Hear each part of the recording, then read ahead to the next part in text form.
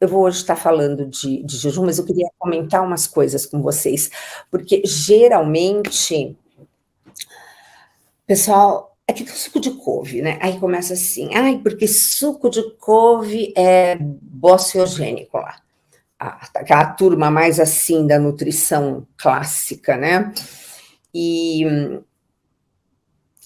e eu disse assim, mas como assim? É, bociogênico. Não, porque ficar todo mundo tomando esse suco, isso aí vai dar problema na tireoide de todo mundo. Eu falei, não, gente, o problema é que as pessoas não estão usando da maneira correta, porque quando uma coisa vira moda, é complicado. Tá circulando outra moda por aí que eu nem vou falar para não ficar estimulando, porque na hora que eu fiquei sabendo que estava circulando uma outra moda, eu falei, mas como assim? E não tem comprovação, não tem nada. E eu falei, não vou nem falar, porque senão alerta para coisa errada, ok? Mas o que é que nós temos que fazer? Ter comprovação científica de tudo aquilo que a gente vai falar. Boa noite, queridos, boa noite. Mas hoje eu vim trazer isso para vocês, porque jejum está na moda, sabe aquela coisa da moda? Só que eu estudo jejum há muito tempo, vou contar por quê. Eu me formei, vocês sabem que nutrição é minha segunda carreira, né? Então eu brinco e digo que Deus não escolhe os capacitados, mas capacita os escolhidos, né? E eu me formei em 2005. E em 2009 saiu um artigo na revista Science, porque desde que eu estudo, com o marido que eu tenho, né, que vocês conhecem, o Dr. Roque, e eu já comentei aqui que quando eu entrei na faculdade de nutrição, eu fiz as contas, né, eu vou entrar no ano 2000, em 2005 eu me formo, eu vou estar com 50 anos, eu vou ter pelo menos uns 30 anos de vida útil profissional, porque com certeza até os 80 eu vou trabalhar, porque a gente hoje em dia tem condição de seguir e ter uma segunda carreira. Você pode refazer o seu momento numa segunda carreira, e nos Estados Unidos eles falam até uma terceira carreira depois. Mas eu com essa aqui, para mim, tá ótima, porque é com ela que eu vou seguir, vou fazer muita coisa maravilhosa também. Sempre digo que quem escolhe nutrição, escolhe a melhor profissão do mundo, né? Porque você pode fazer tudo dentro da nutrição, é espetacular, em qualquer área, é fabuloso, né? Mas, então, fiz as contas, então fui lá, estudei até 2005, e quando eu entrei na faculdade no ano 2000, eu entrei numa faculdade muito legal, porque como ela ainda não era reconhecida pelo MEC, os proprietários, o que eles fizeram? Eles pegaram os melhores professores de cada área para serem os nossos professores. Então, gente, eu tinha, quem é da área sabe como é que é complicado você ter disponibilidade de laboratório, de microscópio, de lâminas. Pois bem, nessa faculdade, eu tinha, primeiro que tinha toda semana você podia fazer um plantão com os professores do curso de 1 hora. Então, adivinha, né? Eu era a rainha do plantão, evidente, né? Que eu estava precisando voltar 25 anos que eu tinha simplesmente não mais estudado em banco de escola, né? E ir para uma área completamente diferente. Então, eu tinha esse plantão com todos os professores, tá? Todos. Depois, nós tínhamos laboratórios que ficavam abertos, com um microscópio e uma caixa de lâminas, ou de histologia, enfim, o que você estivesse estudando, para você estudar. Era bárbaro. O meu professor de anatomia era simplesmente o professor Nino, que é o professor de anatomia da Unicamp, ele vinha de Campinas para dar aula para a gente. Quer dizer, eu tive uma formação realmente privilegiada, né? E E como depois acabou que eu queria mesmo fazer a área saúde, e aí falaram, Gisela, a área da saúde é São Camilo. Se você quer ir para a USP, é saúde pública, então não sei se é muito o que você quer. Eu falei, não, eu quero clínica, então vai para São Camilo. Então, eu atrasei 1 ano a minha formação, porque o currículo era diferente da outra faculdade, e aí eu tive que fazer aquela coisa de remanejo de matérias, tal, e foi uma bênção, porque as matérias que eu achei que eram as mais chatas, foi as que eu mais amei, porque eu não tinha na outra. Bom, gente, tudo que nos acontece nos favorece, a gente não se aborrece e ainda agradece, né? Então, lembrem sempre disso. Muito bem, daí, tudo bem, estava ótimo. Aí, quando eu entrei na faculdade, eu lembro que eu escutava os professores falando, eu chegava na hora do almoço, assim, ou do jantar, naquela época a gente mais jantava junto do que almoçava. O Roque ainda não tinha o hábito de almoçar aqui em casa, ele almoçava lá na faculdade, né, de medicina, do lado do HC. E aí eu chegava e falava assim, olha que eu isso, que contava alguma coisa que tinha acontecido de um estudo, ou de uma coisa que eu tinha, enfim, descoberto e não conhecia. Aí eu lembro que a primeira vez o Roque fez assim, vamos fazer o seguinte, quando você for me contar alguma coisa, você faz assim, quem te falou isso? Eu falei, o professor. Ele falou, tá, então você vai fazer o seguinte, o professor falou, ótimo, você vai lá conferir se está certo.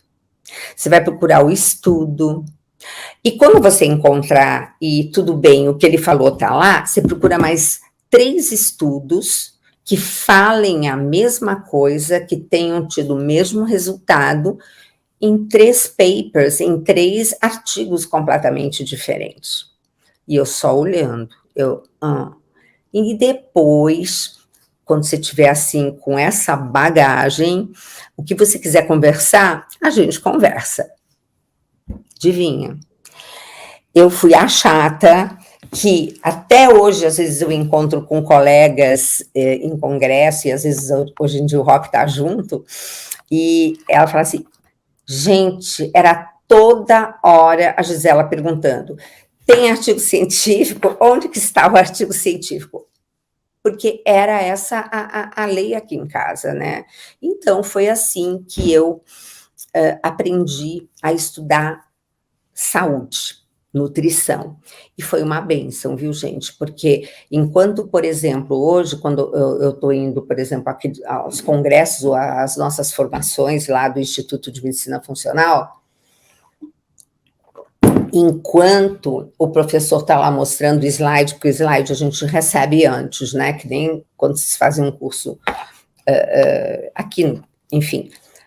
Enquanto ele está falando, eu já estou com o slide lá, como todo mundo, eu já pego a referência do slide, eu já puxo o artigo, anexo, para depois ler o artigo junto com o slide. Então, assim que foi a minha formação, e é ainda, toda vez que eu venho fazer, que nem agora, eu estou fazendo essa live hoje, sobre jejum. Ok, já falei tanto sobre isso, várias vezes, mas eu fui dar uma olhada se tinha novidades, porque sempre tem. E, gente, se tem um assunto que, assim, de coisa nova, e cada um falando alguma coisa, é justamente o jejum. Então, eu resolvi trazer a experiência para vocês de como que foi a minha entrada no jejum e qual que foi a minha experiência, que eu acho que isso aí vocês vão gostar, e nada como mostrar um artigo científico também.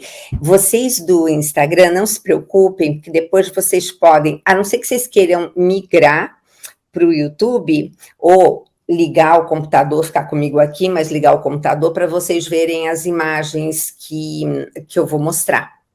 Porque, gente, jejum era uma coisa absolutamente conhecida da humanidade, porque todas as religiões tinham jejum, todas, sem exceção. Inclusive, os primeiros artigos que saíram sobre jejum foram justamente por causa do Ramadã, que o Ramadã é um período onde o muçulmano ele faz o jejum, né? E aí eram esses estudos que foram os primeiros colhidos em informações, tá? Por causa do Ramadã. Então, o judeu tem o dia do perdão, o católico, nós católicos, nós temos várias possibilidades de jejum, e o que eu tenho notado, porque vocês sabem que eu sou recém-convertida, né? Eu sou uma católica nova, não sou de tradição católica. E o que eu fui buscando depois para saber, quando eu comecei a querer entender mais do catolicismo, aí eu vi o seguinte, que o pessoal não tem tanta conversa com esse assunto de jejum. Tudo é uma desculpa, ninguém faz um jejum como deveria, raras exceções, mas existem, é claro. Então, por exemplo, Nossa Senhora em Medjugorje, que são as aparições que ainda não estão confirmadas, aceitas oficialmente pela Igreja, mas o Papa João Paulo II, né, ele gostava muito de Medjugorje. Nossa Senhora pede o jejum da quinta-feira e o jejum do sábado, por exemplo. E, pior hipótese, na sexta-feira santa, é o que todo mundo sabe que, né, tem que fazer jejum, ou pelo menos não comer carne. Aí tem a quaresma, que de repente o pessoal fala, ai não, então eu não vou comer carne na quaresma. E aí eu falo, em vez de fazer um jejum de restrição, vamos fazer um jejum colocando peixe, por exemplo, e foram essas brincadeiras que eu comecei a fazer e que deram super certo, porque a importância do jejum na quaresma é um propósito que você se coloca para depois melhorar alguma coisa em você.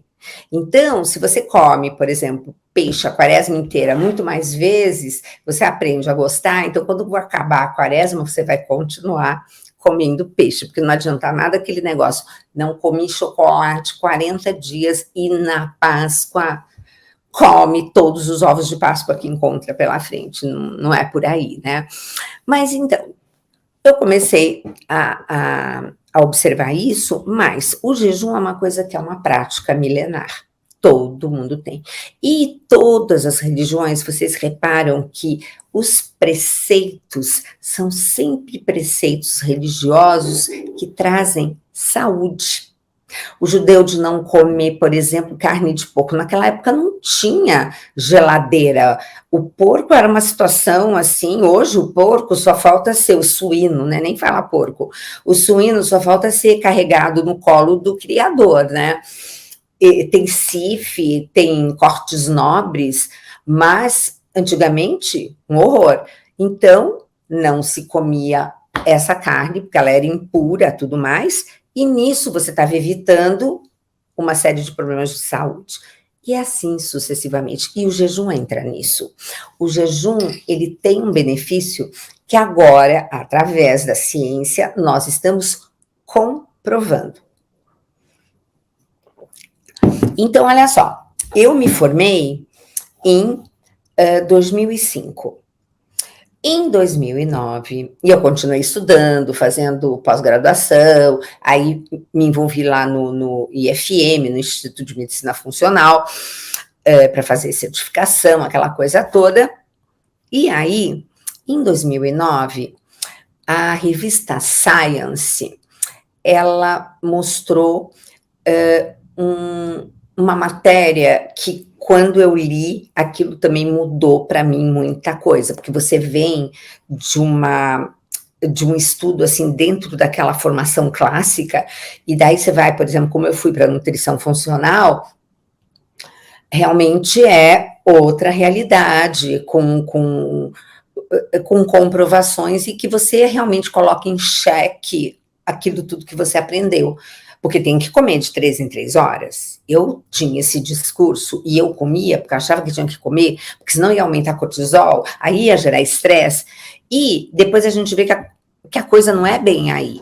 Então, veja só, 2005 eu me formei, aí eu fui fazer, primeiro, o Roque pediu para eu não ir fazer outros cursos que não fosse algo ligado à faculdade. Faculdade para ele é USP. Aí fui lá para saúde pública e fiz saúde da mulher no climatério. Depois, parecia sabe aquela situação do filho que entrega o diploma para o pai e fala, pronto, agora eu vou fazer o que eu quero. Aí, em 2006 eu fiz a especialização, e em 2007 eu entrei na formação realmente da pós-graduação da nutrição funcional, apesar que eu já tinha uma formação muito grande, porque desde a graduação eu fazia cursos na nutrição funcional, que existiam muitos. Então eu estava assim, já sabia decor e salteado o que precisaria fazer, mas fui fazer a pós para estar habilitada em praticar, né? E isso foi 2007 até 2009. São 2 anos de pós. E em 2009, no dia 10 de julho de 2009, aparece esta revista Science. Vamos lá, olha só. Olha lá. Você não está vendo, mas você vai ver depois. Eu pus até uma rodelinha vermelhinha para chamar a atenção na data. 10 de julho de 2009. Quem tem essa revista com essa capa vai encontrar essa matéria. Bom, essa revista trouxe uma matéria, assim, muito, muito, muito desafiadora e interessante. Aplicaram um estudo, vamos ver o próximo slide. Olha só, ó. Restrição calórica, tá? Fazendo uma diferença na saúde e na mortalidade de macacos rhesus, que são aqueles utilizados em laboratório, mas assim, aqueles estudos quando estão mais naquela fase final, são bem esses animais que eles usam, né? Então, gente, olha que interessante. Suspense. Não mostra ainda não, Mônica, segura aí. Que eu preparei um texto aqui para a gente conversar, para eu poder ler para vocês o assunto, né? Porque essa restrição calórica fez uma coisa que espantou todo mundo. Olha só, deixa eu pegar aqui onde é que eu escrevi. Aqui. Foi uma alimentação controlada que promoveu longevidade. Conclusão, comer menos faz você viver mais, né? Era assim um pouco a conclusão, mas olha só. Esse foi um estudo em 2009 que foi publicado e ele foi conduzindo, mostrando que uma alimentação controlada é capaz de retardar, aí todo mundo adora, ó, o envelhecimento. Porque todo mundo ninguém quer morrer, todo mundo quer viver bastante, mas ninguém quer envelhecer, né? Pois é.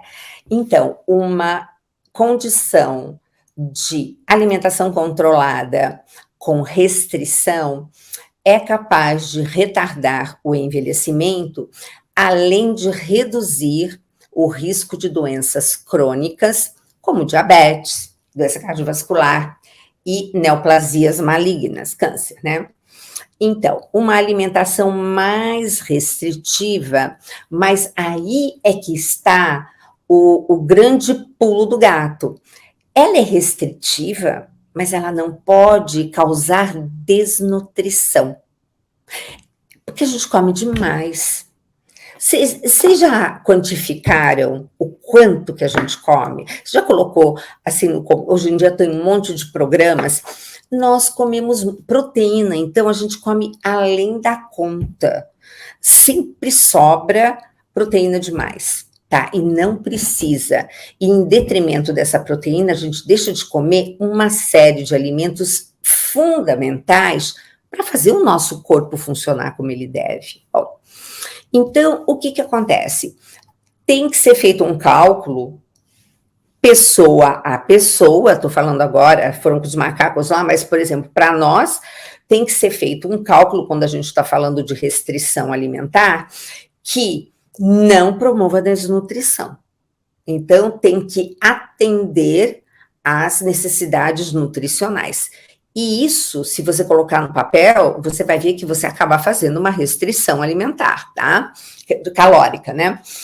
E quando você consegue atingir esse número, você consegue aumentar de 20% a 50% a expectativa de vida em laboratório dos bichinhos que eles estavam começando, porque sempre começa primeiro com célula in vitro, depois in vivo com um ratinho, nananã, e daqui a pouco está lá o macaco. Ok.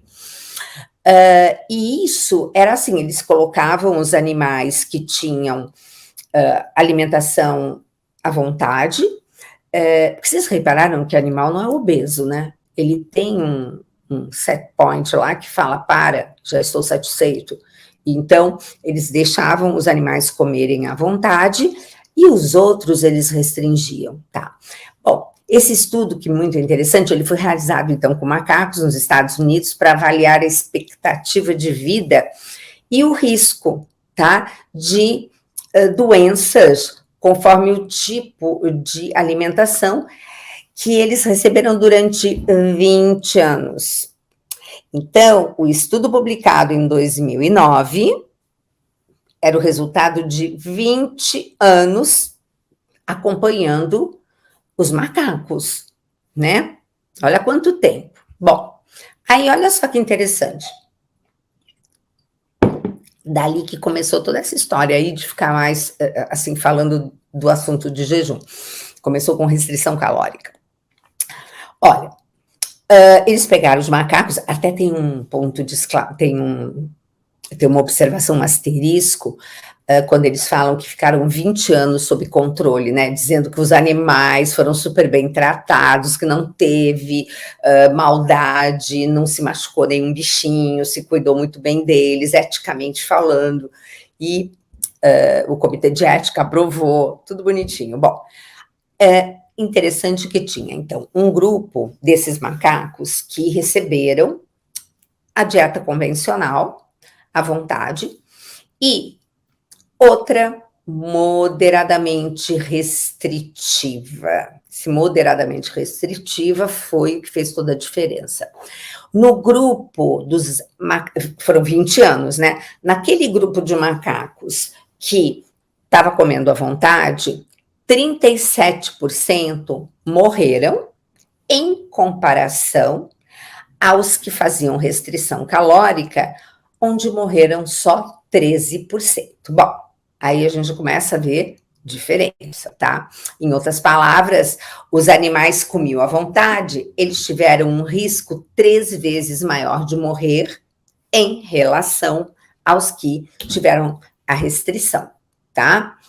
Além disso, os animais que receberam uma alimentação controlada apresentaram menor risco de desenvolver doenças como diabetes, câncer, doença cardiovascular, atrofia cerebral, enfim.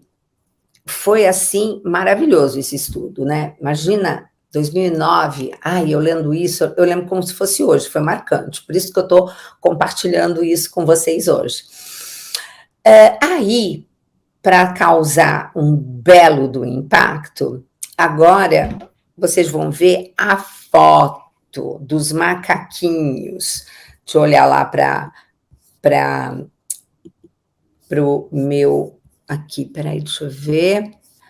Vamos lá, deixa eu olhar. Pronto. Gente, aqui vocês têm a foto de 2 macaquinhos da mesma idade, o rostinho e embaixo o corpo, né? Você vê a penugem, para você ver o pelo, a condição de pele e tudo, né? Olha, eu lembro como se fosse hoje, quando eu vi esse slide, porque esse estudo foi uma coisa tão marcante que ele foi apresentado assim que ele saiu. Quando eu olhei os macaquinhos, eu fiquei assim, hã? Gente, temos que comer pouco, porque realmente comer menos faz a gente ficar mais jovem ou permanecer mais jovem. Então, quem está aqui comigo no YouTube está vendo o macaquinho aqui, vamos colocar assim do lado direito, porque tem um número A, uma letrinha A na ponta, que eu não sei se vocês conseguem enxergar, e uma letrinha B, que é o macaquinho que comia à vontade, e embaixo a foto dele de corpo inteiro. E do outro lado, o macaquinho que fez a restrição calórica e a pele, o pelo, tudo dele. Gente, depois vocês venham ver isso. Ou então eu vou deixar o artigo para vocês, vocês baixarem, que tem na internet, gente. Ó, um parece avô do outro. E tem a mesma idade. É, assim, incrível essa diferença.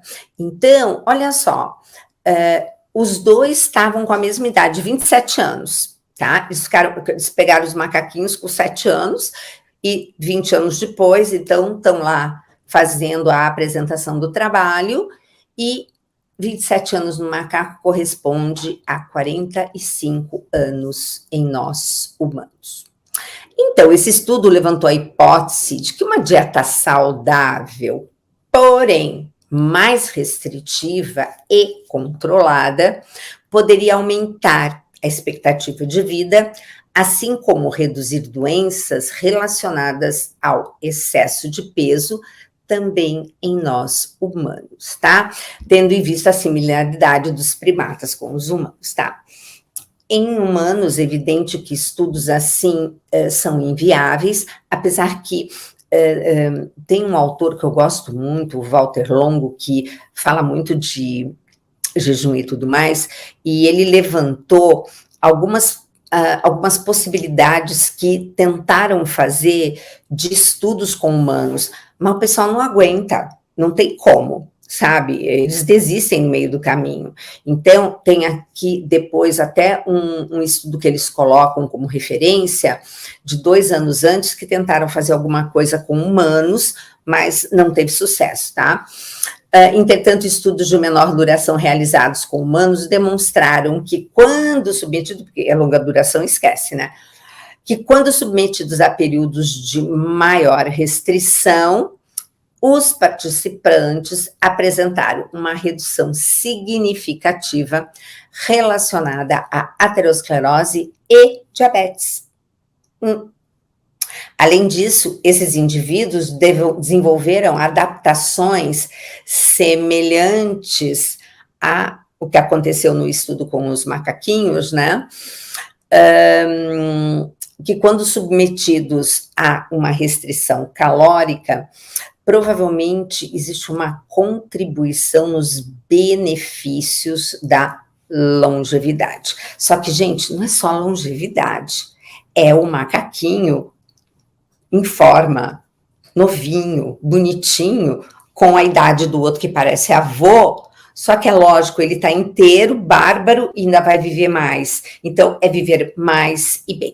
Então, isso foi um estudo que eu queria partilhar com vocês. Obrigada, Mônica. Era um estudo que eu queria partilhar com vocês, porque foi esse estudo que me fez ter o primeiro olhar em relação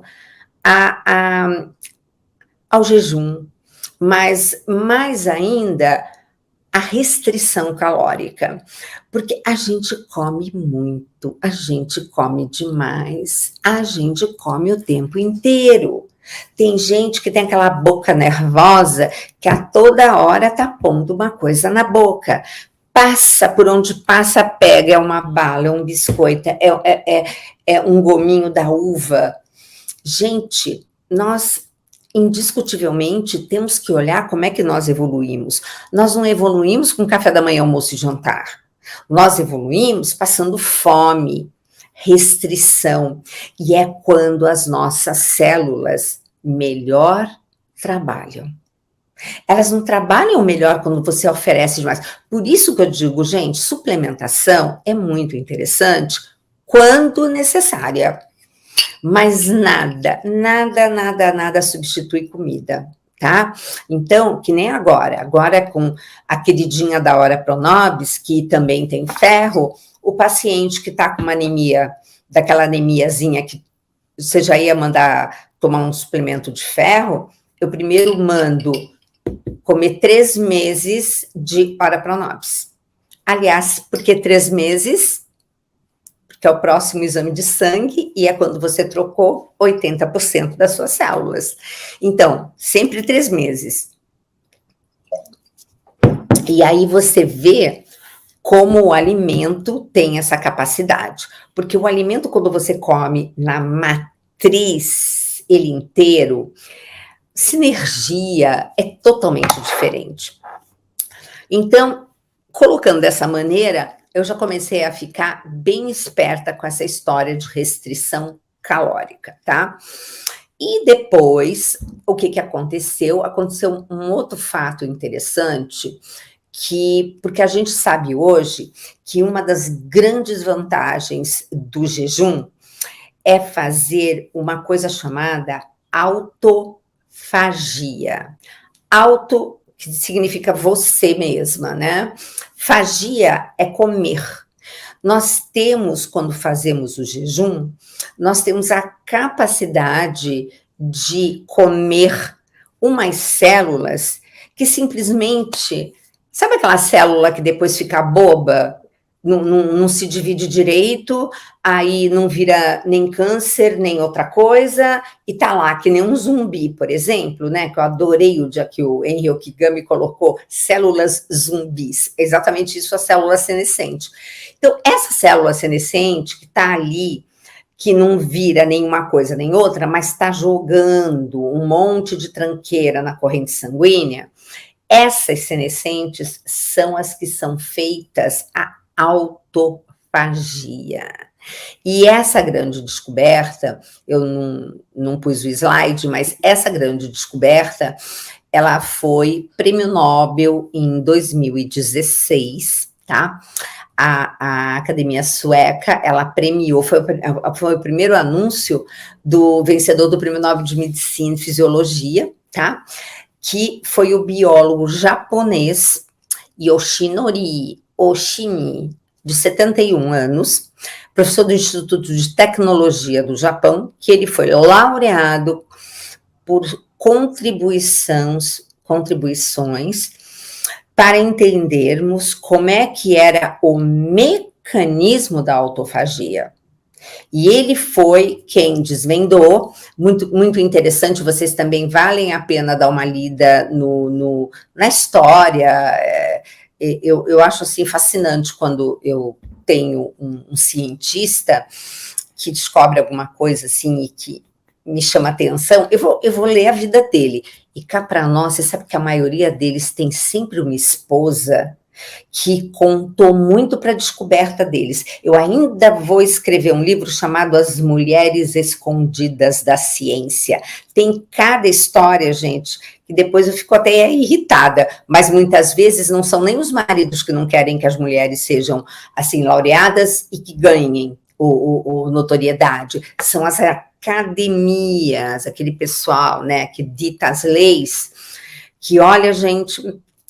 Assistam o filme da Marie Curie com o marido, que descobriram o plutônio, para vocês verem o que foi, que por pouco ela também não tinha sido inclusa no prêmio Nobel, vê se pode. Mas, e eu gosto muito de ler a história deles, né? Então, gente, ele conseguiu fazer essa descoberta, tá? E comprovou, e ele virou prêmio Nobel. Então, isso fez com que olhássemos o jejum agora de uma maneira, assim, terapêutica, tá? E eu lembro, olha, isso aí foi 2016, eu já estava naquela fase de estar lá no Instituto de Medicina Funcional, quando o nosso professor de neurologia falou que jejum de 16 a 18 horas era excelente para cognição, para melhora de memória. Eu não me esqueço a cara minha e das minhas colegas, né? Porque a Gisele Lima, a Rosana Cardoso e a Andrea Forlenza, nós fazíamos um quarteto e íamos sempre juntas, né? A gente se olhou assim com uma cara, como assim? Não é para comer de 3 em 3 horas? E eu já vinha com aquela história toda dos macacos na minha cabeça. Mas aí é que a gente vai ver que realmente, gente, comida demais atrapalha. Agora, não adianta, gente, fazer jejum e depois que acabou o jejum, nós já vamos falar de horários, essas coisas todas. Depois que acabou o jejum, botar o pé na jaca e comer tudo aquilo que você gostaria de comer, mas você acha que agora que você fez jejum, você pode. Gente, a conta chega. Veja bem, jejum com efeito fisiológico, assim, para patologias, tem que considerar pelo menos 18 horas. O meu professor falou na época de 16 a 18, mas hoje eu leio mais a respeito de 18 horas. Então, você imagina que se você janta finzinho da tarde, começo da noite, e não come mais nada até o dia seguinte, na hora do almoço, você fez um jejum de 18 horas. E uma coisa importante, não fazer sempre jejum. Porque o corpo, ele tem uma capacidade de adaptação fantástica. O nosso corpo é espetacular. A gente vê isso na musculação, né? Você fez lá três vezes em 3 momentos diferentes, o treino A, B, C, aquelas coisas. Quando você volta para a 3ª ou 4ª vez no treino A, seu músculo já adaptou aquele peso. Nós temos uma capacidade de cura, de conserto fantásticas. É que nós atrapalhamos, enchendo de comida e de tranqueira. Porque, olha, se fosse comida, ainda era uma coisa. Agora, é tranqueira, além de tudo. Então, eu sempre brinco e digo que Deus é um excelente estrategista quando a gente não atrapalha, mas a gente vive atrapalhando. E depois a gente não quer colher os frutos amargos, né? Bom, conclusão. Primeira coisa, um tipo de jejum que eu acho bem simpático para quem, logicamente, quer começar a experimentar. Quem pode experimentar? Olha, gente, eu vou dizer uma coisa para vocês. Até pacientes em tratamento de câncer, a gente pode fazer jejum. Fazendo quimioterapia, tem assuntos fantásticos. Jejum antes da série de quimioterapia, o resultado é melhor. Tem coisas incríveis, tem trabalhos muito bonitos mostrando isso. E assim como eu tenho o professor Henrique Salzer, nunca pronuncio direito o nome dele, eu entrevistei no Mais Saúde, ele é um educador físico só focado em pacientes oncológicos, e ele cuida do paciente através dos exercícios em todos os momentos da doença e do tratamento, e depois também, claro. Então, lógico, criança não vai fazer jejum, que está em fase de crescimento, mas também não é para ficar comendo que nem essas crianças hoje comem, que daqui a pouco estão imensas. Outra coisa, gestante, se você está amamentando, inclusive a igreja mesmo, ela coloca que a partir, se eu não me engano, de 60 anos, não é mais obrigatório fazer o jejum. Mas eu acho que eles pensam naquela pessoa de 60 anos do século passado, né? Porque esse século agora, nós, nem sei como fala, sexagenárias, estamos com um pique diferente, né?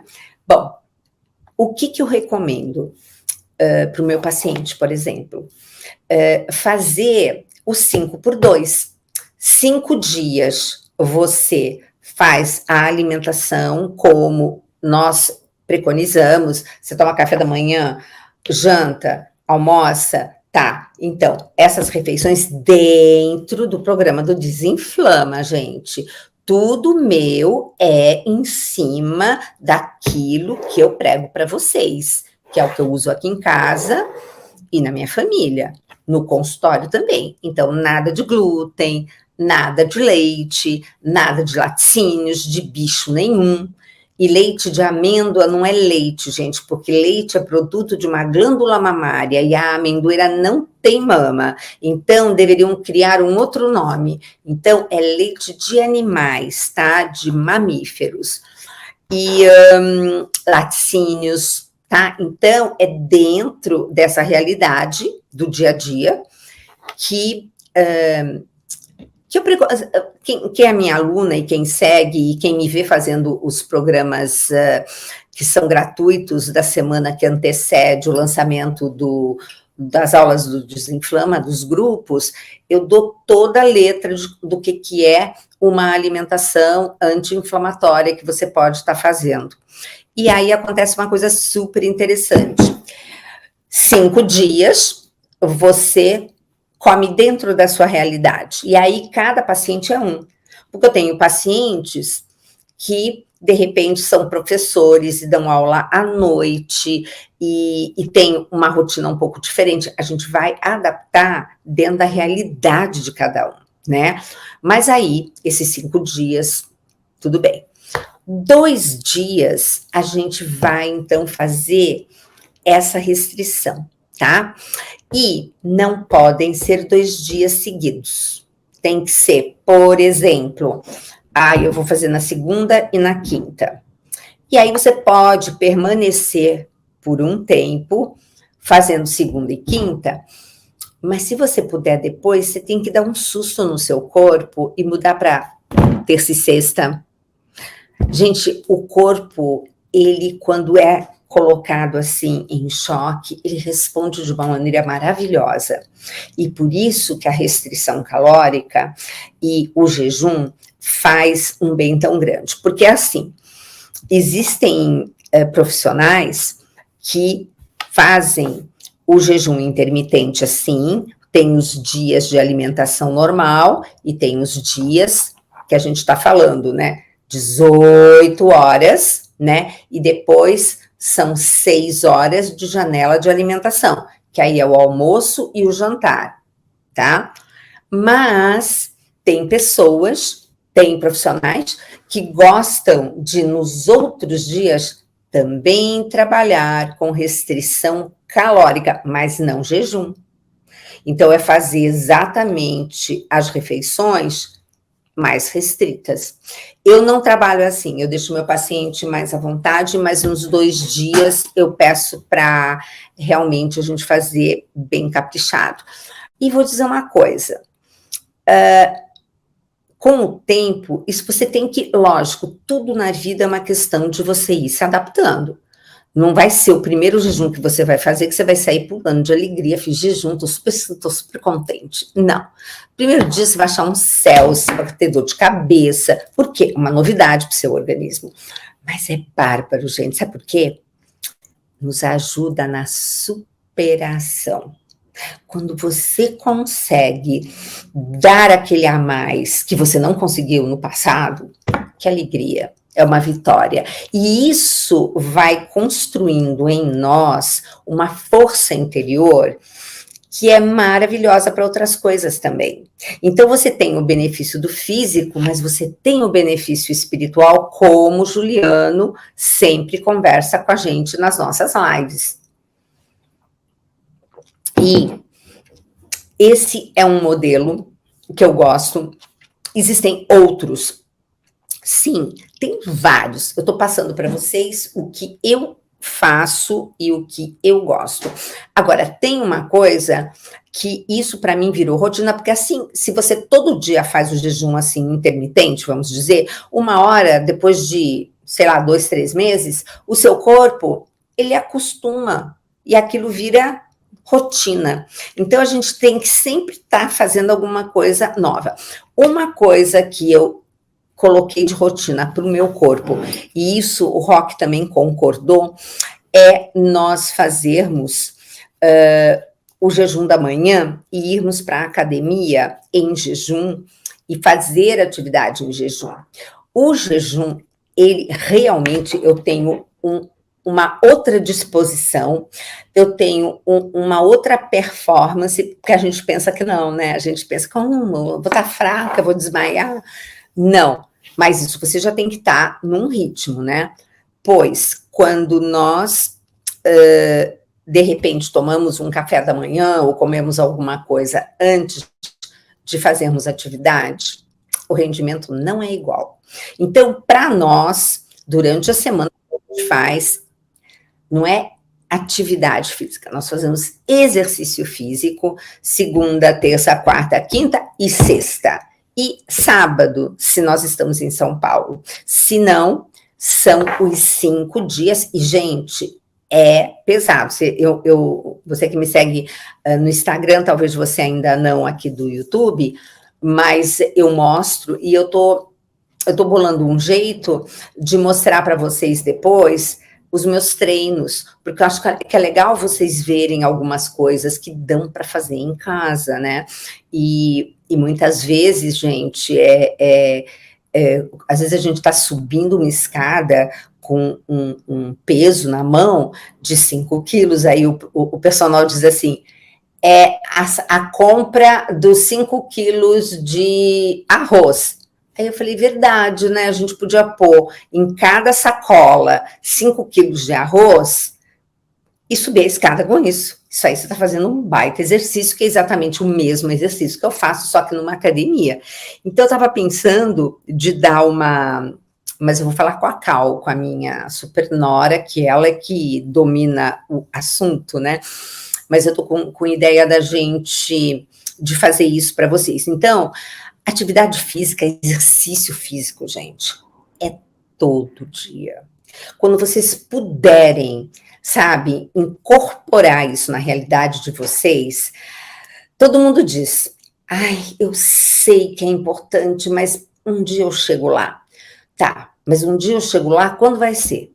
Quando você já estiver doente? Você tem que ir quando você está bem, quando você está podendo, para quê?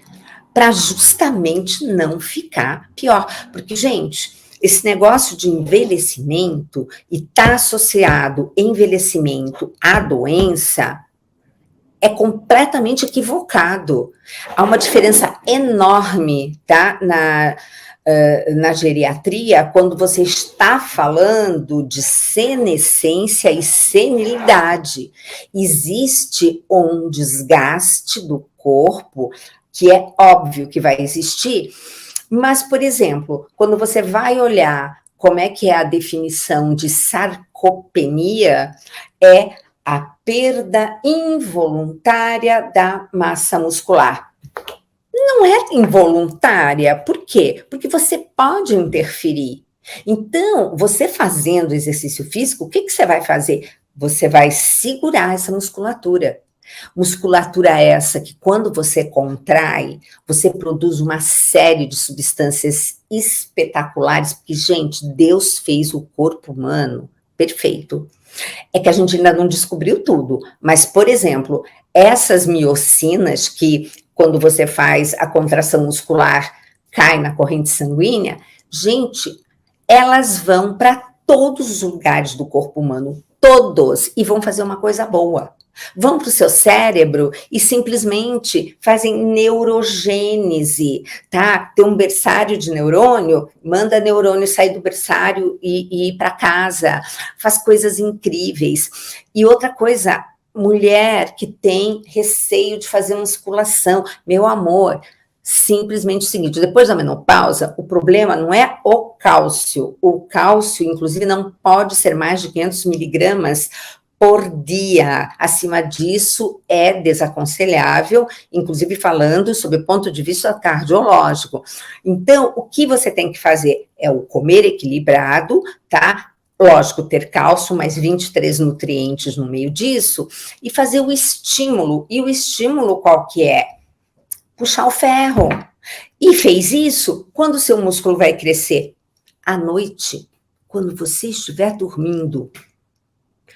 Ah, tá.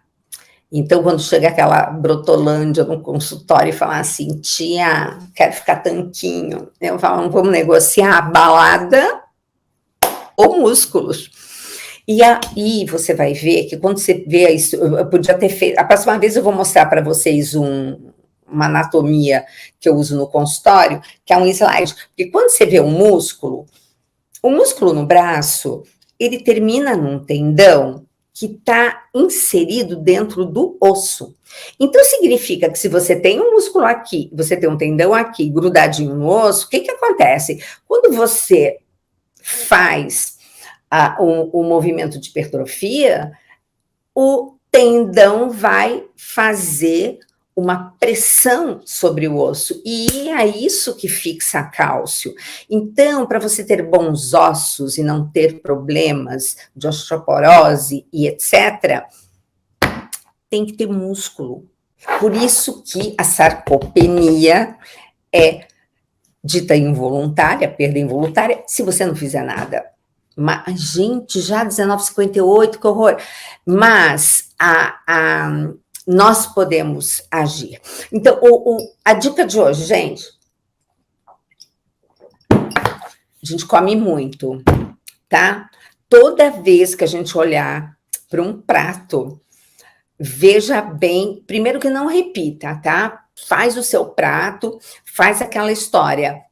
Metade você coloca folhas cruas, a outra metade coisas cozidas, do outro lado divide a metade em arroz, em feijão, leguminosa ou um cereal, e uma proteína. Proteína não precisa ser mais do que 100 gramas.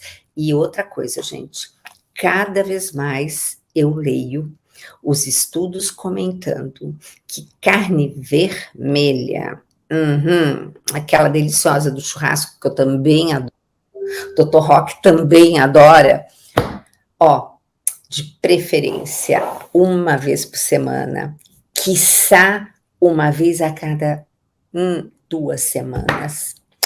Então, meus queridos, é o que uma vez um cara falou num programa muito divertido, que não tem mais, adorava aquele programa da Oprah, que ele falou assim, pois é, eu vivo com fome, mas o que me entristece é que eu vou viver mais 10 anos, mas vou viver mais 10 anos com fome. Então, gente, nós temos que escolher.